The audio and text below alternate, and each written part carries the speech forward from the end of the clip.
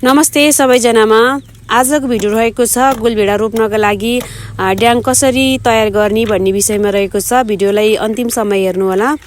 र हाम्रो यो टनेल चाहिँ 6x12 को हो। यसमा टोटल 4 वटा ड्याङ बन्छ र ड्याङको लागि मैले 75 सेन्टी लिए सुरुमा र 80 सेन्टीमा लिनुभयो भने बाटो 40 सेन्टीमा लिन सक्नुहुन्छ। मैले चाहिँ 75 सेन्टीमा लिएको भएर बाटो 35 सेन्टीमा लिएको छु।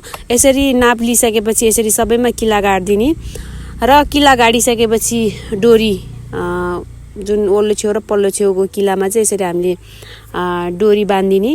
यो डोरीको सहायताले चाहिँ ड्याङ बनाउनलाई सजिलो हुन्छ। ड्याङ सिधा अनि राम्रो फिनिसिङ हुन्छ।